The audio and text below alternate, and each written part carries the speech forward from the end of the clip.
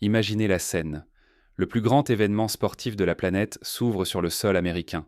Des milliards de personnes, partout dans le monde, ont les yeux rivés dessus. Des dizaines de milliers de supporters envahissent les rues de Los Angeles. Et le président des États-Unis est introuvable. Il n'est pas à l'étranger. Il n'est pas parti pour une mission diplomatique urgente. Non, elle est de retour à Washington, en train de regarder des sports de combat.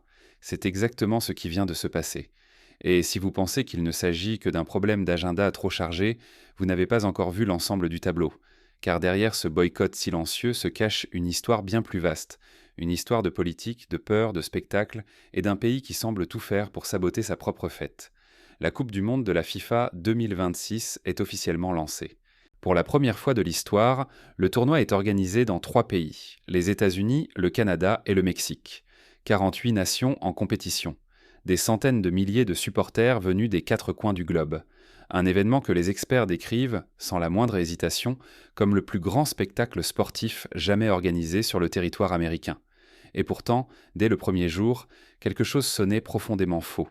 Le président américain, l'homme qui s'était présenté comme l'architecte de ce tournoi, l'homme qui avait posé avec le trophée Jules Rimet dans le bureau ovale, l'homme qui avait personnellement fait déplacer la cérémonie officielle du tirage au sort au Kennedy Center de Washington.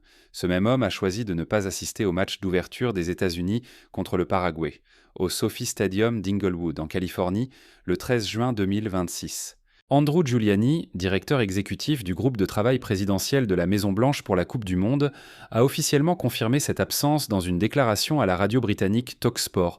Il n'assistera pas au match d'ouverture. Son agenda est chargé, mais je sais qu'il suivra de près toute cette Coupe du Monde. Puis, avec son sourire caractéristique, il a ajouté « Avec lui, il faut toujours s'attendre à l'inattendu. » L'inattendu.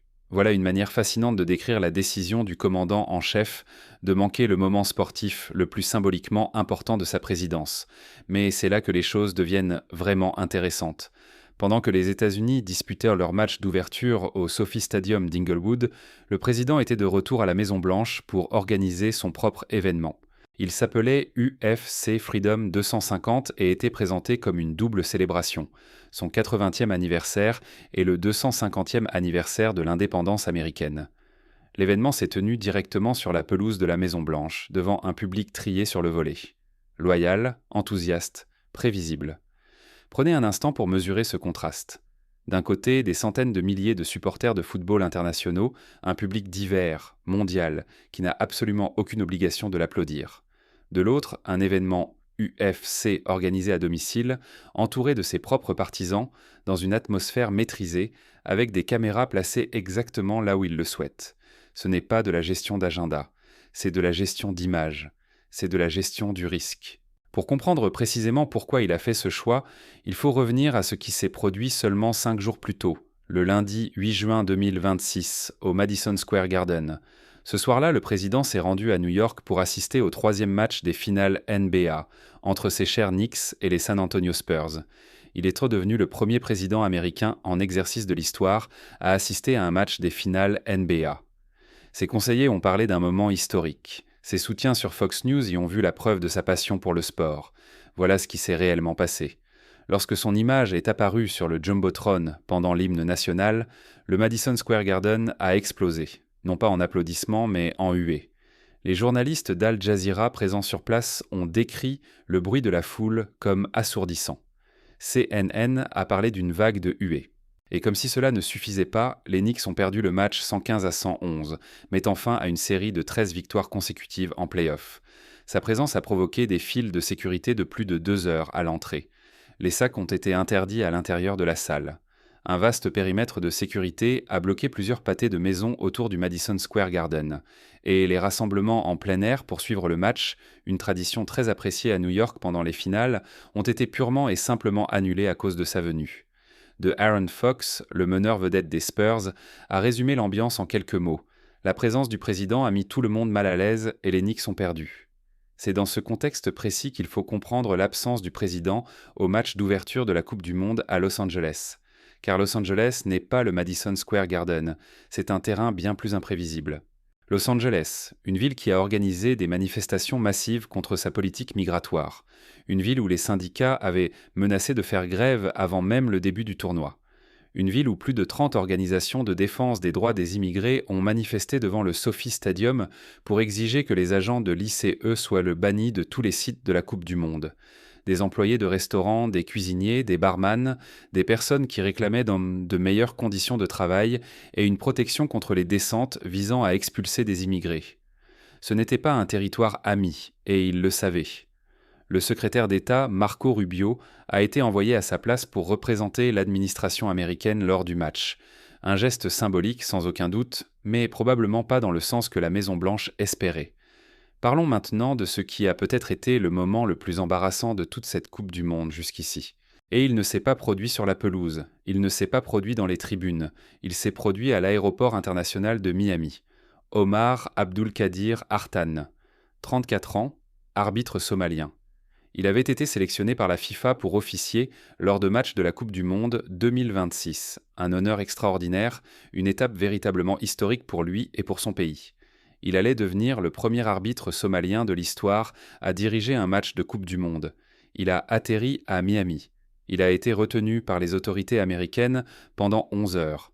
Puis il a été renvoyé chez lui. Le service des douanes et de la protection des frontières des États-Unis a déclaré qu'il avait été jugé inadmissible à l'issue d'un contrôle de routine. Un haut responsable de l'administration Trump a ensuite déclaré à NBC News, sous couvert d'anonymat, qu'Artan s'était vu refuser l'entrée en raison de liens présumés avec des membres supposés d'organisations terroristes. Aucune inculpation n'a été prononcée. Aucune preuve n'a été rendue publique, aucun recours n'était possible.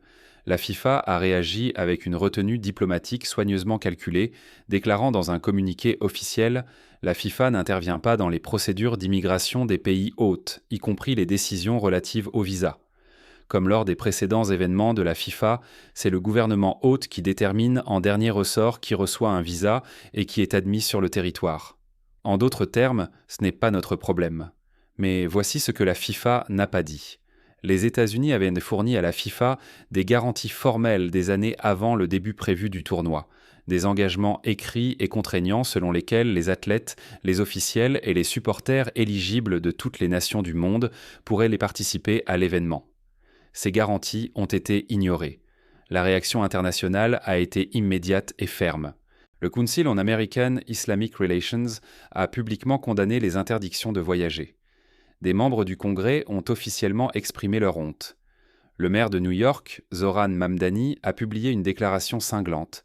Le football n'existerait pas sans les immigrés. Les immigrés jouent à ce sport et l'entraînent. Ils travaillent dans les stades, ils remplissent les tribunes et ils rendent possible des célébrations comme la Coupe du Monde. 6 joueurs de l'équipe nationale masculine des États-Unis sont des immigrés. Nous ne laisserons pas l'ICE, ni qui que ce soit d'autre, répandre la peur dans nos communautés. Surtout pas maintenant. Et pendant que cette déclaration faisait les gros titres, Omar Artan était dans un avion en direction de Mogadiscio. Ce qui s'est passé à son arrivée est, paradoxalement, l'un des moments les plus émouvants produits par ce tournoi. À l'aéroport international de Mogadiscio, des milliers de personnes l'attendaient. Des responsables gouvernementaux portant des fleurs, des supporters drapés dans le drapeau national bleu ciel de la Somalie. Il a été porté sur les épaules, acclamé, célébré comme un héros national, non pas parce qu'il avait arbitré un match de Coupe du Monde, mais parce qu'il était devenu le symbole vivant d'une injustice que le monde entier voyait se dérouler sous ses yeux. Artan lui-même a déclaré à la presse locale, avec une dignité calme, « Ce qui est arrivé, c'était le destin. Je serai à la prochaine Coupe du Monde. » De la classe, de la résilience, de la grâce sous pression.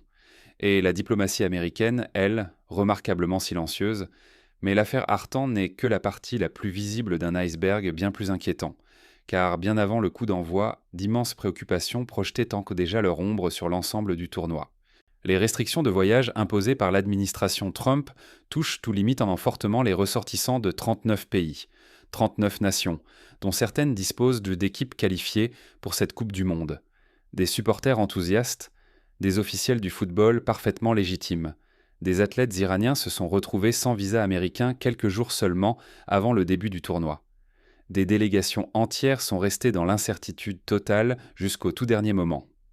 Tom Homan, le soi-disant tsar des frontières de la Maison-Blanche, a tenté de rassurer le public lors d'une interview télévisée, affirmant que la priorité de l'ICE pendant le tournoi serait la sécurité nationale, et non les arrestations liées à l'immigration. Mais lorsqu'on lui a demandé directement si les visiteurs étrangers devaient en craindre d'être arrêtés par l'ICE à l'intérieur des stades, sa réponse est restée délibérément vague. Nous sommes concentrés sur les questions de sécurité nationale. C'est là-dessus que nous allons nous concentrer. Ce n'est pas une garantie, c'est une non-réponse. Et le monde l'a remarqué. Des organisations de défense des droits civiques ont publié des avertissements officiels décrivant un climat de peur susceptible de dissuader des supporters de dizaines de pays de faire le voyage.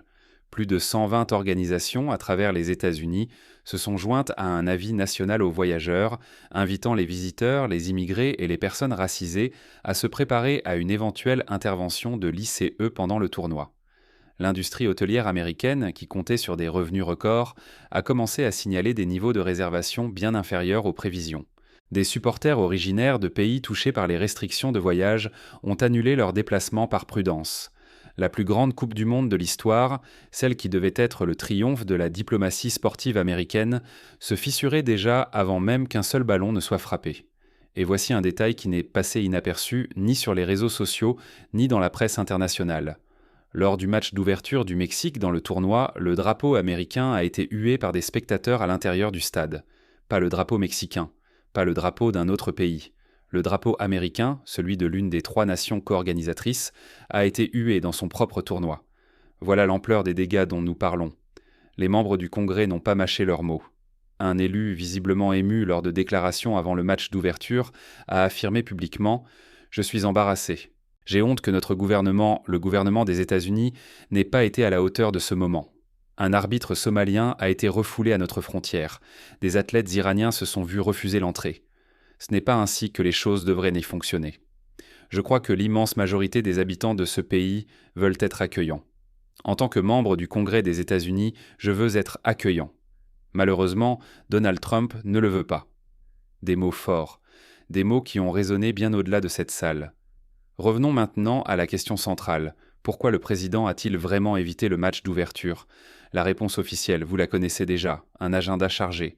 UFC Freedom 250, son 80e anniversaire. Le 250e anniversaire de l'indépendance américaine. Mais voici la vraie réponse, celle que les données et les événements récents dessinent clairement. Le Madison Square Garden lui a coûté quelque chose, pas politiquement, pas officiellement, mais psychologiquement. Être copieusement hué dans sa propre ville devant des millions de téléspectateurs lors d'un événement qu'il avait précisément tenté de transformer en moment personnel de gloire sportive, cela laisse une trace. Et Los Angeles, le soir du 13 juin 2026, représentait une menace bien plus grande que le MSG, une foule internationale de football venue du monde entier, sans aucune raison de l'applaudir. Des millions de soutiens latinos directement et personnellement touchés par sa politique migratoire. Des syndicats qui avaient menacé de faire grève, des manifestants dans les rues autour du stade, un drapeau américain déjà hué au Mexique quelques heures plus tôt. Le calcul était simple, éviter l'incontrôlable. À la Maison-Blanche, avec l'UFC, il joue à domicile. Le public est fidèle. Les caméras sont parfaitement placées. Le récit est sous contrôle. C'est sa bulle. Los Angeles, à l'inverse, c'est l'inconnu, et pour cet homme en particulier, l'inconnu signifie le risque d'une image qui lui échappe. Regardez le schéma. Le premier événement UFC jamais organisé sur le terrain de la Maison-Blanche. Des discussions sur l'installation d'une structure de combat permanente sur la pelouse présidentielle. Des soirées UFC à Mar-a-Lago. Des photos avec des champions. Le spectacle, toujours le spectacle. L'image avant le fond, à chaque fois. Et pendant que tout ce théâtre se déroule, les questions diplomatiques réellement importantes autour de cette Coupe du Monde restent sans réponse. Pourquoi les garanties données à la FIFA n'ont-elles pas été respectées ? Qui a pris la décision de refuser l'entrée à Omar Hartan ? Sur quelle base juridique ? Avec quelles preuves ? Pourquoi des délégations entières de pays participants étaient-elles encore sans visa américain le jour de l'ouverture du tournoi ? Ce sont ces questions qui méritent de vraies réponses. Le match d'ouverture entre les États-Unis et le Paraguay s'est joué sans le président. Le seul but de la rencontre est venu d'un but contre son camp du défenseur paraguayen Damian Bobadilla.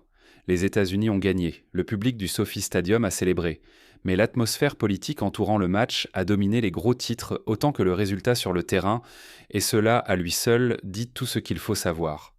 Lorsque l'environnement d'un événement sportif finit par écraser l'événement lui-même, quelque chose a fondamentalement dysfonctionné dans sa préparation. La Coupe du Monde 2026 devait être une déclaration d'ouverture. Le premier tournoi à accueillir 48 équipes. Le tout premier co-organisé par 3 nations. Une célébration de la diversité du football mondial déployée à l'échelle d'un continent entier. Un moment où les États-Unis pouvaient se présenter au monde comme la nation accueillante, dynamique et généreuse qu'ils aspirent à être.